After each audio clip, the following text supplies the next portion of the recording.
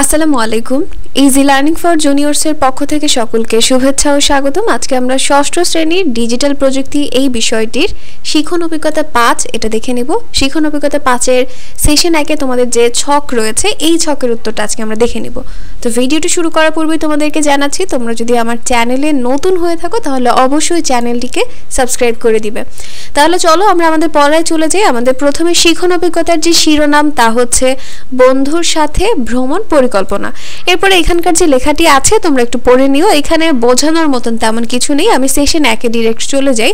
Session 1 এর নাম হচ্ছে খেলতে খেলতে শ্রেণীতে ভ্রমণ। মানে আমরা আমাদের পুরো যে শ্রেণীকক্ষ রয়েছে এটা আমরা খেলতে খেলতে ভ্রমণ করব।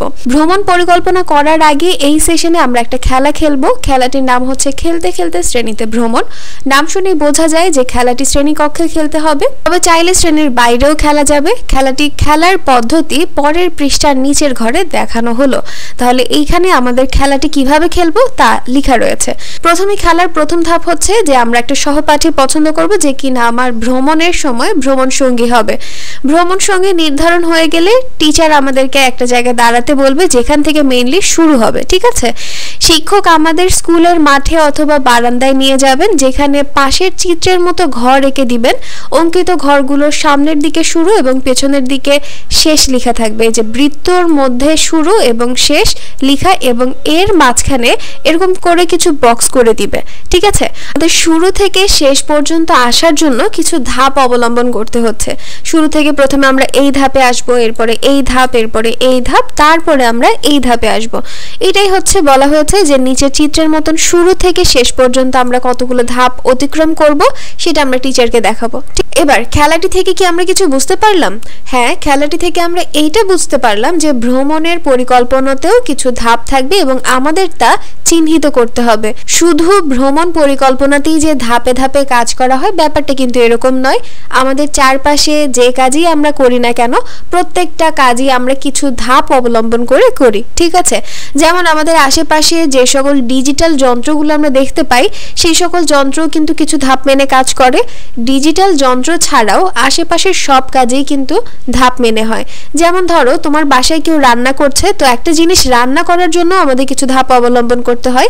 যেমন প্রথমে আমাদের চুলা ধরাতে হবে, এরপরে আমরা যেটা রান্না করব সেই পাত্রটি চুলার উপরে বসাবো, এরপরে তা আস্তে আস্তে ফুটতে শুরু করবে। ঠিক আছে, এই যে এখানে কয়েকটা ধাপ হয়ে তারপরে আসলো, এটাই বলা হয়েছে যে আমরা যখনই কোনো কাজ করি না কেন সেখানে কিন্তু কিছু ধাপ অবলম্বন করতে হয়। সেটা আমরা করি বা ডিজিটাল যন্ত্র করে, যেই করুক না কেন কিছু ধাপ অবলম্বন করতে হয়।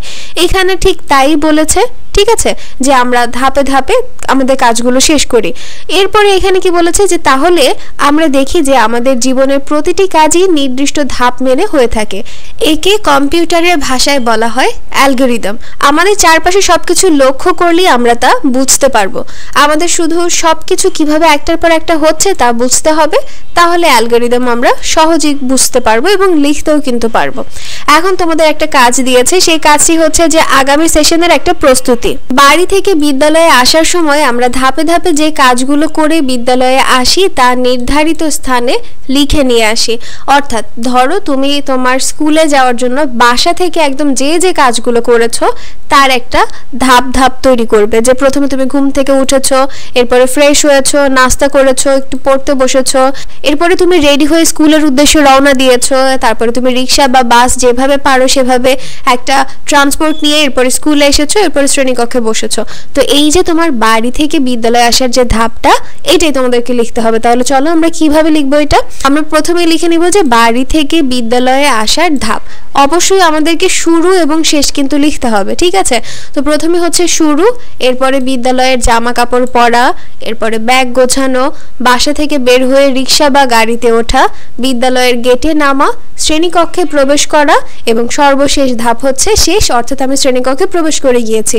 আমাদের এই ধাপগুলোর মধ্যে অবশ্যই শুরু এবং শেষ কিন্তু রাখতে হবে। ঠিক আছে, তাহলে এই গেল তোমাদের সেশন 1 এর কাজ। পরবর্তী ভিডিওতে আমি সেশন 2 দেখিয়ে দিব, যেখানে কিনা আমরা এই যে অ্যালগরিদমের যে ধাপগুলো রয়েছে তার মাধ্যমে আমরা ফ্লো চার্ট অর্থাৎ প্রবাহ চিত্র তৈরি করব। তো আজকের ভিডিওটি এ পর্যন্তই। ভিডিও যদি তোমাদের কাছে ভালো লেগে থাকে তাহলে অবশ্যই সাবস্ক্রাইব করে দিবে এবং পাশে থাকা বেল আইকন বাটনটি প্রেস করে দিবে। তো আজকে এই পর্যন্তই। আল্লাহ হাফেজ।